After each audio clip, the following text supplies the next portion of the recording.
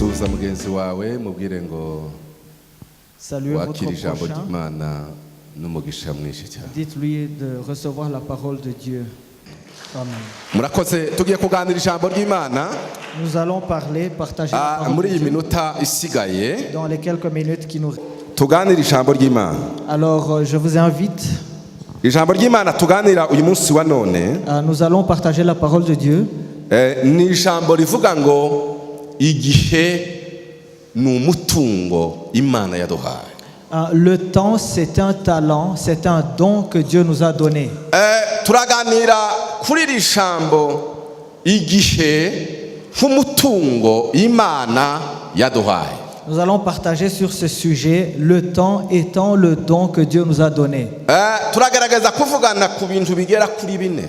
Nous allons partager sur 4 points kugira ngo buri muntu wese uri hano mukristo uri hano afin que tout chrétien qui est présent puisse comprendre ces choses. mu by'Imana yaduhaye gukoresha, Dans toutes les choses que Dieu nous a données pour utiliser, mu mutungo Imana yaduhaye dufite, parmi les dons que Dieu nous a donnés, Imana yaduhayemo umutungo witwa igihe. il nous a donné aussi un don qu'on appelle le temps. Hari ibintu rero nka bine umwuka yampaye kugira ngo tuganire nawe. Il y a 4 choses que l'Esprit de Dieu m'a donné pour vous partager. Nabivuze muri service ya mbere, J'en ai parlé au premier culte. hari igihe ntegura inyigisho nkazohereza no muri communication n'abainterprete bakaza bazifite. Quelquefois, je prépare un message et je le partage avec la communication et les interprètes. Uyu munsi wa none ejo niriwe muri komite paroissiale turangiza dusezeranya ndataha numva nta kintu Imana yanganirije ndabihorera abainterprete. Hier, on était ici en réunion et plus tard, on a béni un mariage. Je n'ai pas eu le temps pour préparer mon message. Nafashe telefone hariwo nagereje no guhamagara numva hari ibindi mpaye numva mu mutima wanje ariko numva ntibiciyemo numva umwuka arambwiye ngo stop. J'ai essayé même d'appeler quelqu'un pour voir si je peux avoir un remplaçant, mais l'Esprit de Dieu m'a dit de m'arrêter. Je me suis couché, mais à 5 heures du matin, l'Esprit de Dieu m'a réveillé.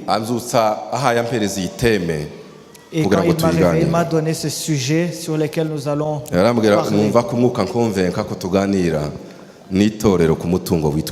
Alors j'ai senti que le Saint-Esprit voulait qu'on puisse parler du temps. La première chose que nous devons savoir, nuko Imana yacu yaremye byose, buri kintu cyose yagihaye igihe cyacu. la première chose que nous devons savoir, c'est que Dieu, en créant toutes choses, il a distribué un temps pour chaque chose. Buriya uzugera muri biro yawe, alors quand vous arrivez dans votre bureau ugafata agenda yawe et vous prenez votre agenda ukandika ibikorwa byose by'umunsi, et vous établissez toute une liste des choses que vous allez faire, warangiza buri gikorwa ukagenda ukivuga ngo ndagikora iyi saha iyi saha iyi saha iyi saha, et que vous distribuez le temps pour chaque activité que vous allez faire pendant la journée. ntabwo Imana yaguhereza buriya bwenge ngwiye ibe ari Imana ifite itagira gahunda itagira ordre. Dieu ne peut pas vous demander de faire ce genre de choses ou bien de vous donner cette pensée s'il n'a pas de programme lui-même. Ni Imana yaremye isi irema n'ijuru kuva n'ibiriho byose ni alpha ikaba na omega, niyo yatangiye igasoza, ariko buri kintu cyose yafashe urupapuro alpha na omega iragipanga igenda igendera igihe cyacu. Dieu étant l'alpha et l'oméga, il a établi le temps pour toutes choses. Ndagira ngo mbabwire ntabwo ari Imana y'akajagari, never. Ce n'est pas un Dieu sans programme, c'est un Dieu. Ni Imana izitanga gahunda ku kintu cyose. C'est un Dieu qui est très bien ordonné dans toutes choses.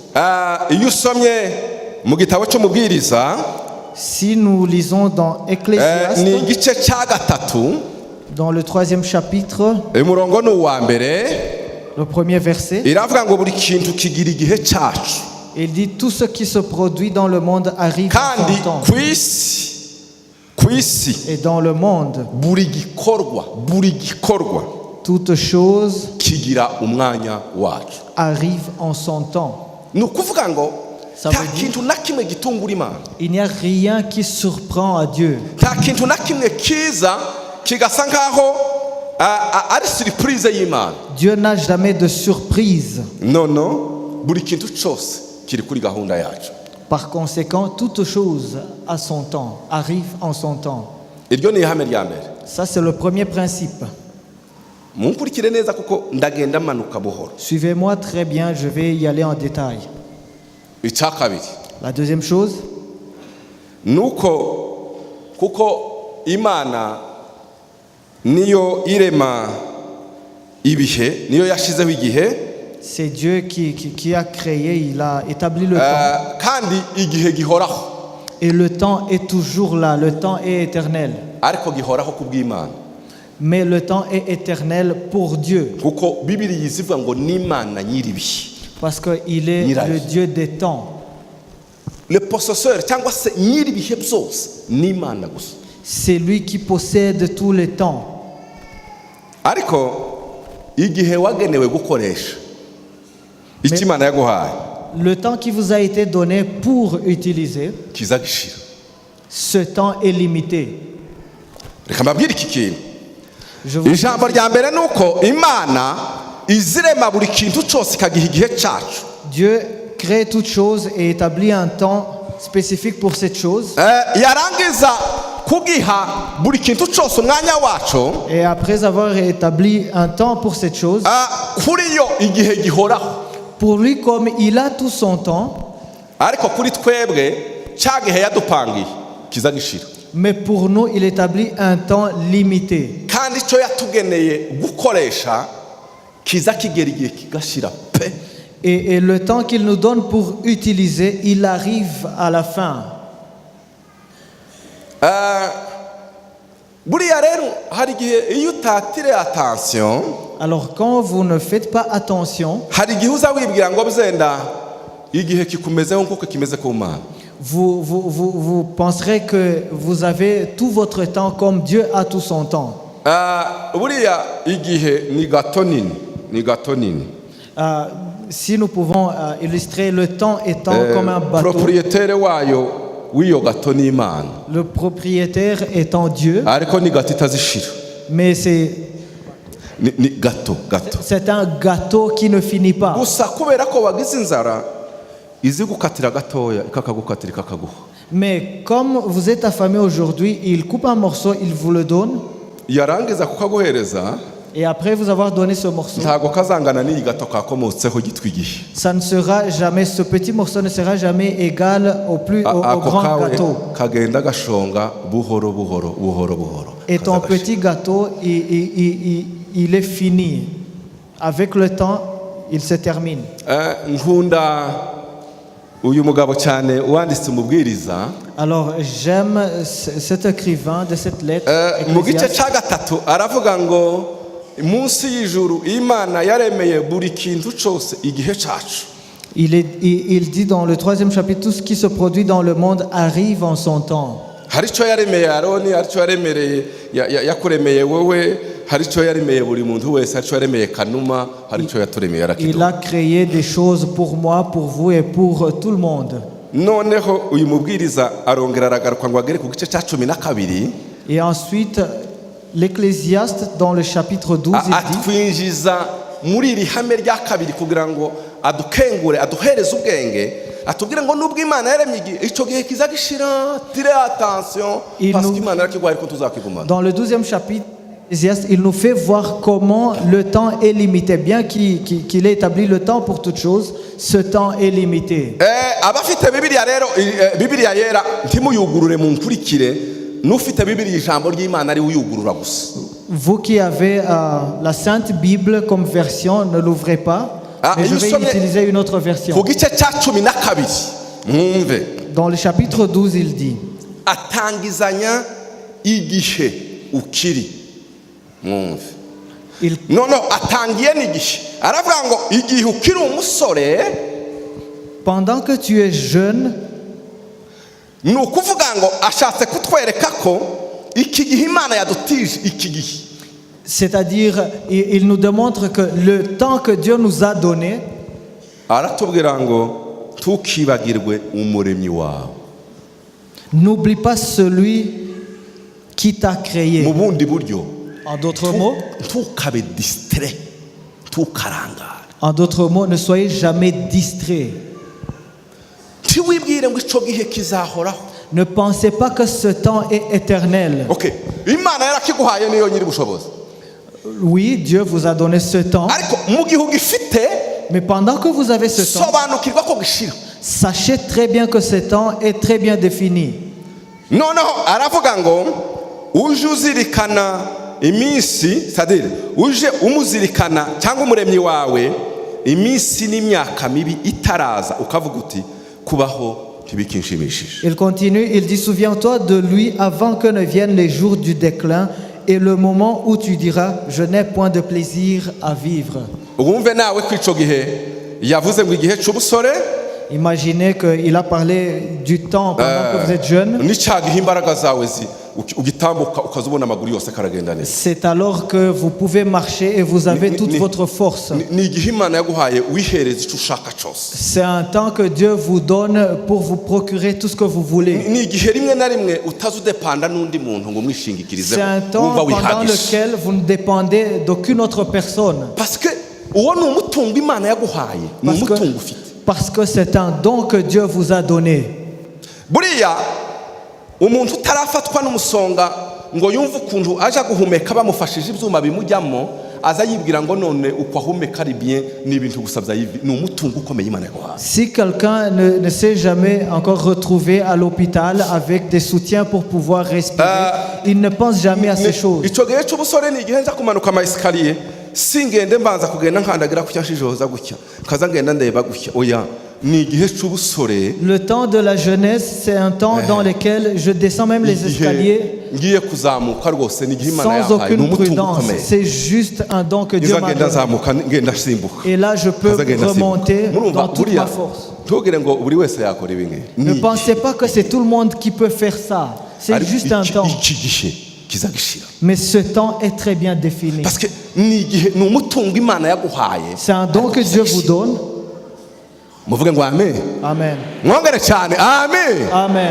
Noneho uyu mugabo wanditse ngo Imana iziremera buri kintu cyose igihe cyaco, Alors cet écrivain qui dit que Dieu a créé, a distribué un temps pour aragaruka chaque chose. tubwira inama, aratubwira ati yemwe mwabagabo mwe, namwe mwabadame, namwe bahungu n'abakobwa, iki gihe muzamutire attention, timukarangara kizagishira.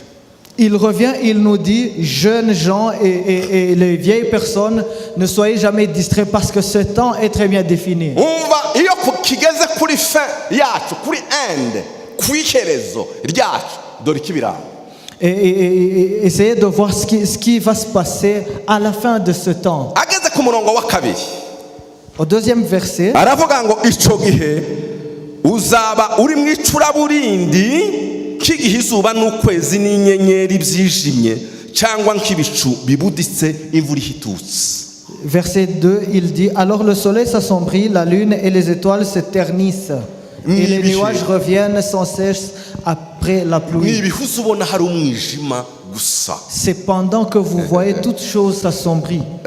Ngo agere ku murongo wa gatatu ni mwumve. Et le troisième verset, il dit, Ngo bityo amaboko yakurwanagaho azacika intege. il dit alors le gardien tremble de peur. Amaboko yakurwanagaho azacika intege. Le gardien tremble de peur. Ni ukubera iki yanditse ngo amaboko yakurwanagaho? Pourquoi a-t-il dit cela? Igituma ubasha kubaho nuko ufite imbaraga. La raison pour laquelle vous êtes encore là, c'est parce que vous avez la Ikikugaburira force. kenshi ni amaboko aza guhahira Ce agashyira mu qui vous kanwa nourrit, kamwe. c'est vos mains, c'est vos mains qui sont votre gardien. Ico gihe kiza kigera igihe kigashira ngo amaboko yaguhahiraga agacika intege. Et quand il arrive à son terme, ce gardien, il tremble de peur. Mureke mbabwire iki kintu. Hari umuntu w'umubyeyi wacu mu muryango. Et nous avons une vieille personne dans Arakuze cyane. elle est vraiment, vraiment âgée. Baza bamutekera ibiryo, Et quand on prépare la nourriture, barangiza bakamuhereza ikanya kugira ngo ase naho yarisha cyangwa ikiyiko. et on lui donne une fourchette pour se nourrir. Yaja kugifata akajuguma gutya, yakubita mu isahani yakubitamwe yazamura zose yazuguma bikaba biragoye agasura Pendant akagira que cette personne se akajuguma yagira gutya bikaba biragoye. Elle ne peut pas soulever sa fourchette pour se nourrir noneho parce qu'elle abegera ati tremble. nimumutabare murebe ukuntu mwamufasha Et ceux qui sont proches disent, agashirikanya vous le hasi soutenez parce qu'elle ne s'en sortira pas. abuzukuru n'abana bagatangira gufatikanya bamushira mu kanwa. Ses enfants et ses petits-fils commencent à l'aider. Ico gihe kiza kigushikira nuko amaboko yawe yatangiye kugira. Ce temps vous arrivera quand vos mains None commenceront à amaboko trembler. atagaburira umubiri wawe ayo uzaba ukimenya kuyahimbarisha Imana ngo duhimbaze Imana tuyatege. Imaginez vos mains qui ne puissent plus vous nourrir. Nous Pensez-vous d'accord. qu'elles vont acclamer pour votre Dieu? Si vous ne voulez pas acclamer pour votre Dieu pendant que vous avez cette force, pensez-vous que vous allez le faire quand vous n'aurez pas de force? Niwibuka ukibuka gukinga bukeye inyota yo guhimbariza Imana n'amashi yawe ikaza atangiye gucika intege bizaba ari trop tard. Tangira guhimbariza Imana. Il sera trop tard d'apprendre à acclamer pour Dieu quand vous serez vieux. Uzubwira ndashaka kubwira abahungu n'abakobwa b'abajene bataramera kazabuji zimaze kubigica. Je voudrais parler aux jeunes qui sont présents, qui ne sont pas comme des bougies. Izo mbaraga ubona uyu munsi z'amaboko yawe ufite nuko uzijyana hari igihe bizagera ico gihe gishire. La force que vous avez aujourd'hui, il y a un jour, cette force sera à terme. Umwanditsi arakomeza Et l'écrivain aravuga ngo continue, bityo amaboko yawe yakurwanaga hazacika intege ariko aravuga ngo amaguru wagendeshaga azahetama. Amaguru wagendeshaga azahetama. l'homme vigoureux se courbe. Guhetama ni ukugira gute umuntu wari uhagaze gutya uzubona agenda gutya asigaye agenda gutya Se ukazubona courber, agenda. c'est quand vous êtes droit comme ça et vous fléchissez un peu. Ubu ngiye mama bishop ngo nashima Imana kugira ngo ave hariya azagera aha hantu byatwara iminota nk'iyo yatangira gushima aho yarangije sibyo kimwabonye mama Vivi ko bamubwiye ngo saraja kugera hano ryari iyo aza kuba ari umusore aba yageze aha ngaha igihe cye cyo kwirukanka cyararangiye iyo utagikoresheje tuzongera kukibona. Pour les personnes âgées, ce temps n'est plus possible. Toute chose va au ralenti. Ntubicire inyere ari urukona ngo ugire ngo ubwo uhaye ubona ugenda utya uyu munsi ukagira ngo umunsi umwe niko bizahora hari igihe uzagera kandi bigenda biza buhoro buhoro ubibona. Ne pensez pas que vous allez avoir cette force éternellement. Non. Umuntu yagira umusatsi w'umweru hano akagenda akagura kanta agashira ngo umusatsi ukirabura. Umusatsi ngurirabuye ndi bareba ngo imisatsi myiza ni kanta nubwo wirabuje uwo munsi ntabwo umusatsi urera imbere. Kubona numva neza parce que cyagihe tiwarwanya igihe never. On ne peut pas combattre le temps. C'est impossible. Umuntu akaza kireba muri miroire gutya yamara kwireba gutya agasanga byatangiye gukonyorera hano byatangira gukonyorera akirukanka muri sauna ngo nababandi bamenyere gutunganya uruhu bakarugorora barugorore tibagorora igihe ruzakunjama. Quelqu'un se regarde dans un miroir et il trouve qu'il commence à avoir des rides et il va au sauna pour aller se rajeunir. Bwira mugenzi wawe ngo igihe Maintenant, c'est kizagishira impossible. mubwire ngo igihe kizakigira gute kizagishira ni umutungo Imana yaduhaye ariko ico gihe kizagishira. C'est un don que Dieu vous donne, mais il vient à son terme aussi. Bibiliya irakomeza La parole de Dieu continue. ngo amenyo wari usigaranye azananirwa gukanja. Les meunières cessent de moudre. Ni ukuri kw'Imana hari igihe rizakuka gusa kubera ko bikubise hasi amakara karijyana ariko hari igihe uzaza ukora gutya wiborosa risigare mu maboko. Il y aura un jour où vous allez commencer à perdre vos dents juste naturellement comme ça. Wewe wari umuvugabutumwa uza uhagarara hari ukavuga ngo munsomere muri Yohana igice cya 7 umurongo wa 8. Vous qui étiez évangéliste et vous demandez qu'on puisse vous lire un passage dans Jean, nuzaza usigara babwira ngo ndimunsomere bakubaza ngo se uvuze gute mukecu un moment donné, uravuga gute ko tutahaye twumva à un moment donné, vous ne serez plus capable de prononcer une parole complète. Mungu yu mwema Mungu yu mwema ariko igihe kizagera Mungu yu mwema Mungu yu mwema. Il y aura un jour où vous ne serez jamais même capable ese uriya muntu de ukora za bizu chanter ensemble. n'indaha yakubita za bizu igihe carageze. Le temps pour ça sera fini. muvuge ngo amen. Amen. baza mugenzi wawe se utegereje gukorera Imana ico gihe aricyo cageze ico Demandez wahawe à votre gukoresha prochain carashize. s'ils attendent de servir Dieu quand ils seront vieux. umva muvuge ngo amen. Amen. bibiliya ijambo ry'Imana rirakomeje La parole de Dieu continue. ngo naho amaso warebeshaga ahume. amaso warebeshaga ahume. igitangaza muta uzi usomesha bibiliya amaso angahe nangahe ufite wewe? abiri. Aroni azasomesha bibiliya amaso angahe? 4. uku ni ukwerekana ko nkurusha igihe. ariko hari igihe cyagera ngasomesha bibiliya amaso 6. Il m'arrive parfois Attendez. de lire la parole de Dieu avec 6 yeux. ngasoma gutya bikananirana nkaza naye ngakubitaho abayane bikananirana nkabwira umukobwa wanje cyangwa umuhungu wanje ngosomera neza simpaye mbona. Je commence naturellement par mes yeux et ensuite j'utilise mes lunettes et ça ne va pas et j'appelle mon fils ou ma fille ça pour moi. mureke mbaza abahungu basomye bibiliya ubu mukibonesha abiri murayirangiza muri hehe? nimuzamura amaboko mwebwe mu baririmbyi mumaze gusoma bibiliya akayirangiza yose agifite amaso abiri. J'appelle celui qui a lu la Bible en entier hari umunsi avec ses 2 yeux. uzifuza kuyisoma nubura rinete gutya yatakaye uyitware mu kwaha. Il y aura un jour vous allez essayer de lire sans lunettes et vous ne pourrez pas le faire. nudakoresha igihe Imana yaguhaye mu gihe cyabyo. Si vous n'utilisez pas le temps que Dieu vous a donné, vous allez le perdre. ejo bundi kuwa gatanu naraje kugira ngo ndebe nimero nzamaze ngakubitaho rinete ndi mu modoka nkubitaho gutya ngo mare kurya ntwaye imodoka nyirambika hano ku bibero sinamenya aho nayishize ngo nje gusohoka hano ibi iratakaye iguye hariya muri parking ngo ngera aho mfungura ikindahebuye ngo mpebure ntumye umwana aje kundebera modoka arashatse arahebye ati nuko gusoma bibiliya birarangiye. Vendredi dernier, je suis venu ici, j'ai essayé d'utiliser mon téléphone pour vérifier quelque chose. J'ai laissé mes lunettes dans la voiture et pendant le culte, je ne pouvais pas lire la Bible.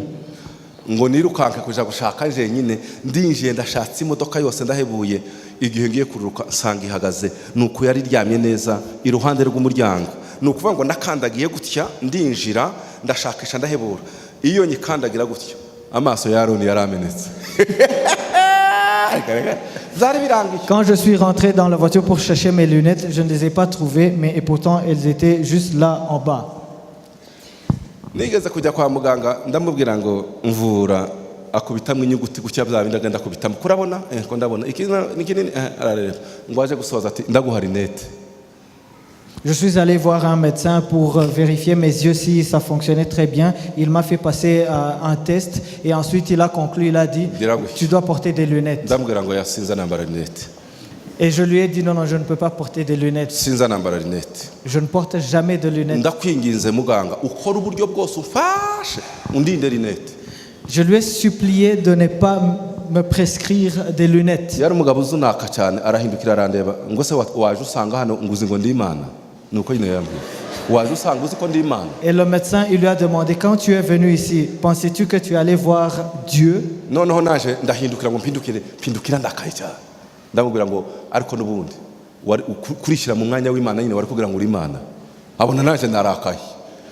J'ai été en colère, je lui ai demandé, penses-tu vraiment que tu peux être Dieu? araseka Et il a ri. ko wa mugabo kurakaye Il m'a demandé, mais pourquoi es-tu wambwiye en ngo uri colère? pasiteri ndi Ne wenyine m'as-tu pas dit que tu es none pasteur? kurakaye Et pourquoi tu es en colère? nuko wigereranyije n'Imana nakubwiye kuri Imana C'est parce que tu t'es comparé à Dieu, tu n'es pas Dieu.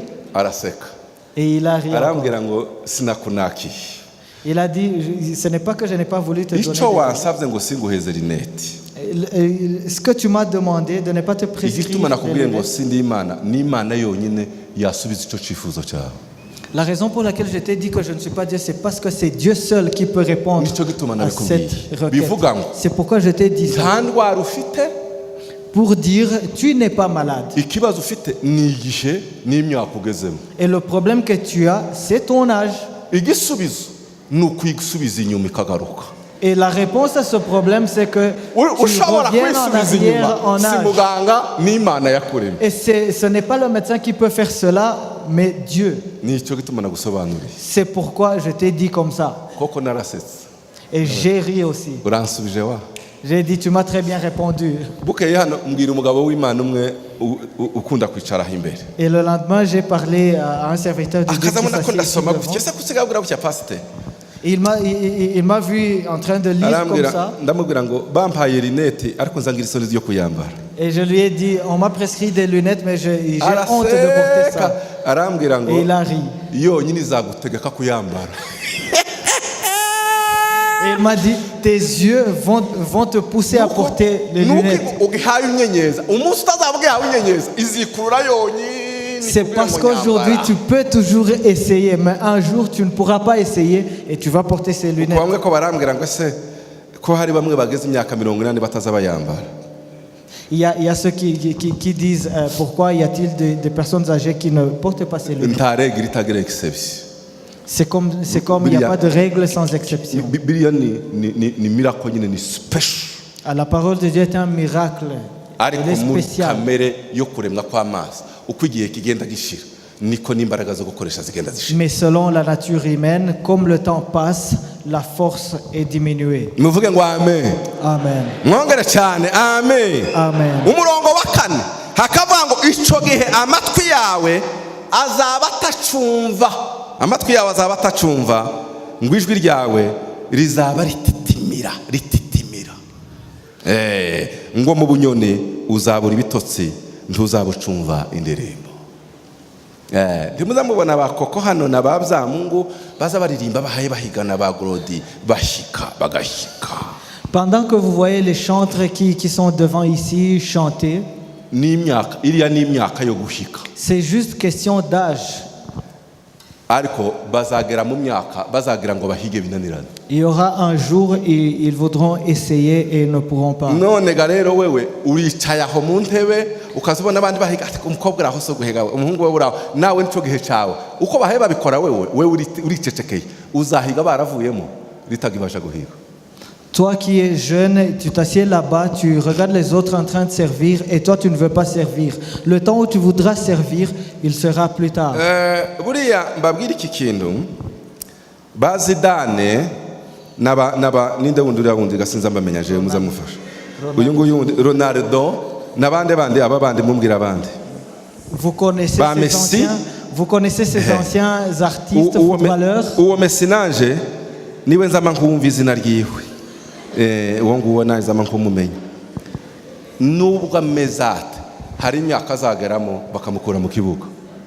Quoi que Messi fasse aujourd'hui, il y aura un jour il ne saura plus faire, il ne saura plus dribbler comme il le fait aujourd'hui. Niko bizabimera igihe umutungo wa mbere utuma babwa za miliyoni zingana guta za barodoro n'ibindi nuko bakiri mu gihe ariko igihe kizagera ntibazaba kimuvuga kuri televiziyo. Le don que ces jeunes ont, c'est parce qu'ils ont ce temps, ils ont leur ballon d'or et ainsi de suite, mais à un certain moment donné ils ne vont plus avoir ça. Inzanitegereza Eric. Quelquefois je regarde Eric no mu mwanya twari kumwe mu biro et tout à l'heure on était ensemble. Uri umwana wanje utwo dukundana kabisa. Ejo bundi naramuhobeye ngo ndebe umutwe sanga umutwe wabaye imvi namwe mbwene mumurebe imvi kabisa zose zuzuye wa mwana we mu myaka yawe. Tout à l'heure on était ensemble au bureau et je l'ai regardé l'autre fois, tous ses cheveux sont devenus gris. Ariko ziriya zerekana ukuntu cerveau yizikora. Mais cela démontre comment son cerveau fonctionne. Azarara majoro nzani kandi aracyari umujene nubwo yigeze kugira ikibazo azagira gutya ariko ategereje ngo azatangira atekereze mu myaka 55 n'irindwi n'umunane nk'iyo turimo bizaba biri torotara. Muzamwicara gusaba jene. C'est quelqu'un qui passe son temps à penser et à raisonner, c'est pourquoi il a des cheveux blancs et il est dans son jeune âge. Muri za WhatsApp gusa umunsi ushira cyumweru gishira ukwezi gushire nta kintu nakimuhaye ukora kigize guteriye ko kiragenda WhatsApp kirakumara igihe. Pour vous les jeunes qui passez votre temps sur des réseaux sociaux, ça ne va pas vous aider. Amafilm atagiriye umuriro wakira karagutwara igihe kandi ntikizagaruka. Des films qui ne vous enseignent rien et pourtant ils prennent votre temps. Hungu birirwa bagutelefona uzusakizuba rikava wari wabona umuntu useka kuva mu gitondo bukira ngo bamubwiye ngo azaseka izuba rikava ukagera amasaha 12-24 ngo uracyayushekererwa gusa nka le corbeau et le Une jeune fille qui passe sa journée en train de rire parce qu'on lui a dit que quand aramuririmba ati kagica kubwata ariko uyu uririmbye n'ukuri kw'Imana ndakurahiye izanama numva ijuru ryose ko ryururutse korobo ngororo inyama ibiri hasi ati si inyama nashakaga wariko kugira ngo n'ubwiza bwawe mbashaka abatarize ga primaire tubaye baro babumva izo ngizo mbaye mvuka ati wariko connaissez la parabole du corbeau et le renard. reka bwira mugenzi wawe ngo ntibakagutwara igihe cyusa ntibakagutwara igihe Prends votre temps pour rien. nimba tukiri kumwe muvuge ngo amen. Si on est encore ensemble, dites amen. icyagatatu umaze kumenya ko igihe gishira Après avoir compris que votre temps est défini, usomye muri Yohana byenda nihuta igice cya 9 ihute vuba di haravuga ngo kwiriye gukora imirimo y'uwantumye hakiri kumanywa bugiye kwira igihe umuntu atakibasha gukora. Reka nkubwire uyu munsi kora imirimo y'Imana hakiri kumanywa buzira. pendant qu'il fait jour, nous devons accomplir les œuvres de l'Éternel. Umunyabwenge iyo bwije bararyama ntabwo uja gukora gusinzira Pour les hommes ugatangira intelligents, gukora ijoro votre nuit c'est pour vous reposer. igihe kizagishira. Le temps est très bien défini. icyagatatu kugira ngo ndangise Quatrième chose, pour muvuge ngo amen. Amen. mwongere cyane amen. Amen. ni umutungo tuzabazwa iki gihe ni umutungo Imana yaduhaye izawutubaza uburyo twawukoresheje. Le temps est un don pour lequel nous allons rendre des comptes devant Dieu. iyo usomye muri Yeremiya nimwumve Yeremiya Si nous lisons dans Jérémie, igice cya mbere le premier chapitre de Jérémie, umurongo ni uwa 5 5e verset. nakumenye ntarakurema mu nda ya nyoko Je te connaissais avant même kandi t'avoir formé nakwejeje utaravuka dans le ventre de ta mère. ngushiriraho kuba umuhanuzi uhanurira Je amahanga. t'avais mis à part pour me servir avant même que tu sois né et je t'avais destiné à être mon porte-parole mureke auprès des mbabwire nations. iki kintu munumve neza. Écoutez-moi très bien. impamvu iri jambo ryanditswe muri Bibiliya La raison pour laquelle cette parole est écrite ni dans la ukugira Bible, ngo umenye ko Imana nawe yari kuvuzeho wowe yarakuvuze wowe c'est ntabwo pour ari Yeremiya. que vous sachiez que Dieu a parlé de votre vie. Ce n'est pas Jérémie buri qui a parlé de muntu votre vie. wese wavutse wese Pour toute personne qui est née, Imana yaramubwiye ngo nakumenye utaravuka mu nda ya nyoko Dieu l'a dit, je t'ai connu, kandi nkohereza mu isi ufite papasi. je te connaissais avant que tu sois dans le ventre de ta mère. nta muntu wavutse par accident na rimwe. Il n'y a Buri muntu personne wese qui est afite né papasi. par accident. noneho rero umunsi uzasoza iki gihe Imana izakora evaluation igihe na papasi. Le jour où tu vas Igihe finir na papasi. ton passage ici sur terre, Dieu va évaluer ton travail. ibwira Dawidi arambwira ngo nkuko Dawidi amaze gukora iby'Imana yashakaga niki iby'Imana yavuze ku buzima bwe arasinzira. Et la parole de Dieu parle de David. Il dit David lui a servi en son temps, aho uzaza utinda a servi en son temps le plan de Dieu. babwira iki kintu nihuta aho uzaza utinda cyane Et pour conclure, là où vous devez insister, uza wibaza ngo ese aha ntinzi uyu mwanya Imana yawumpaye nk'umutungo kugira ngo ngukoreshe ahandi. imaginez là où vous allez passer un peu plus longtemps de votre temps. uzumezira ko Imana Pensez si nayiguhereza Dieu vous a yuevalu appelé là-bas pour faire par ce rapport que vous êtes n'icyo en train de faire. wakoresheje bijyanye na papasi y'ubuzima bwawe. Évaluez le plan de Dieu sur votre vie par rapport au travail que vous êtes en train de fournir en ce temps. parce que ntabwo Imana yavuze ubwami bwa Dawudi ntiyavuze indirimbo yaririmbye ntiyagize gute nuko yasanze ibyo yakoze byose mu bwami mu ndirimbo bwari kanalize muri papasi. Dieu n'a pas parlé des chants que David a écrits ou bien de son royaume, mais plutôt les choses qu'il a faites pendant son temps. sinanze gukora byinshi ubikore Je n'ai pas dit que vous ne devez pas ariko travailler ou faire biri beaucoup muri de choses. papasi y'ubuzima bwawe. Est-ce que Imana ces yabwiye- choses que vous voulez faire sont-elles dans le plan de Dieu? reka mbabwire imwe muri papasi y'ubuzima bwacu Laissez-moi vous dire le plan de Dieu sur notre vie. nuko aho turi hose tuba aba ambassadeur mu kwagura ubwami. C'est pour que partout où nous sommes, nous devons être des ambassadeurs pour waba uri mu businessman agrandir le royaume de Dieu. waba uri umukinnyi que vous soyez businessman, que vous soyez athlète, umwanya enseignant, wawe wose ibyo ukora uze ureba niba hari uruhare ugize muri contribution yo kwagura ubwami bw'Imana. dans tout ce que vous faites, essayez de voir si vous contribuez pour agrandir mu mutungo l'œuvre wose de Imana Dieu. yaguhaye uze ureba ese ni uruhe ruhare muri papase y'ubuzima bwanje Imana yashiriyeho indekera hano ku isi niki contribution natanze. Dans tous les dons que Dieu vous a donnés, examinez et voyez s'il y a quelque chose qui contribue au plan de Dieu. ni wicara hano muri Kimisagara uvuge ngo Imana yanshatse muri Kimisagara umwanya mpagize imyaka 2 3 4 5 ni uruhe ruhare nagaragaje muri iyi myaka. Et si vous êtes dans cette église, évaluez votre vie et regardez si vous avez contribué au plan de Dieu dans cette église. Icyakane Imana nirangiza gukora evaluation sibyo. Après que Dieu aura fini son évaluation, ibisanzwe utararangaye igihe waragikoresheje neza izitanga igihembo. il vous donne une récompense s'il trouve que vous avez très bien utilisé votre temps. Yohana igice cya 17 umurongo wa 4 kugeza ku wa 5. Selon Jean 17, 4 à 5. Haravuga ngo nakubahishije mu isi kuko narangije umurimo wampaye gukora, narangije papase y'ubuzima bwanje. Urumva? J'ai manifesté ta gloire sur terre, j'ai achevé l'œuvre que tu m'as donnée à faire. Maintenant donc Père, accorde-moi en ta présence la gloire que j'avais auprès de toi avant que le monde existe. Jésus a fini le plan de Dieu sur sa vie en 33 ans seulement. Ce que Dieu l'avait envoyé à faire sur terre, il avait fini à 33 ans. Et ensuite, il est parti pour rendre des comptes. Il a dit qu'il n'a pas perdu son temps. J'ai un jour réfléchi. Il n'y a aucune parole que Jésus a prononcée. Il n'y a aucun endroit où il est parti. Il n'y a aucun endroit où il a passé sa nuit. Il n'y a aucune personne qui l'a salué si ça n'avait pas été dans le plan. Quand on voulait le dévier pour le faire entrer dans d'autres projets, il disait non.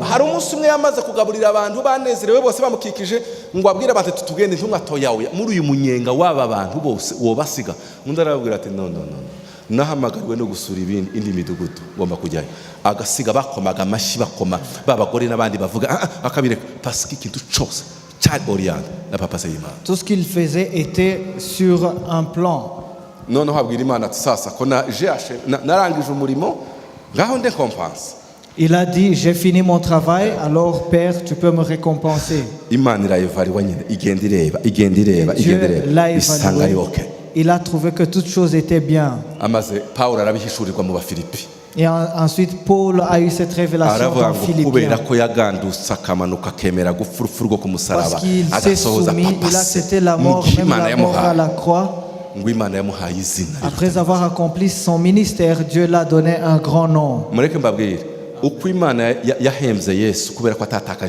Comme Dieu a récompensé Jésus, parce qu'il n'a pas perdu son temps, parce qu'il a accompli ce que Dieu l'a donné.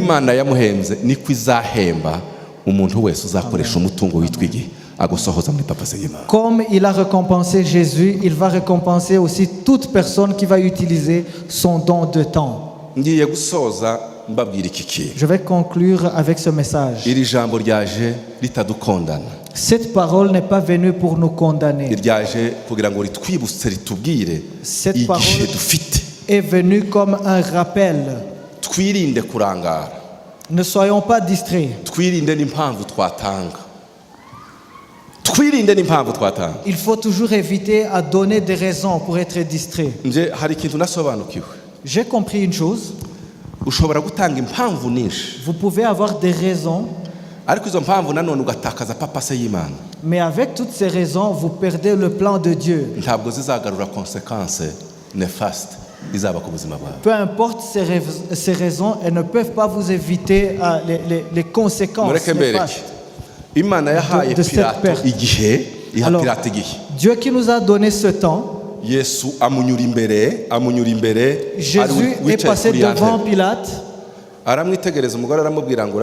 Et il a regardé.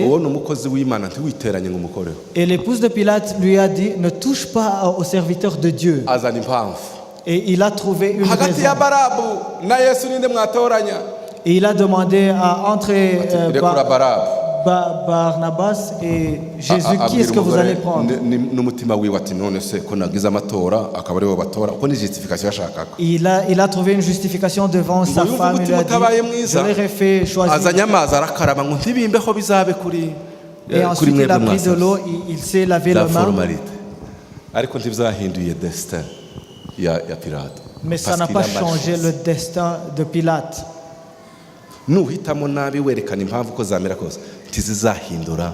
Si vous faites une mauvaise décision, peu importe les raisons que vous donnez, ça ne va pas changer les conséquences néfastes. Alors, les périodes que nous traversons nous donnent plusieurs raisons. Que Dieu vous bénisse. Au nom de Jésus.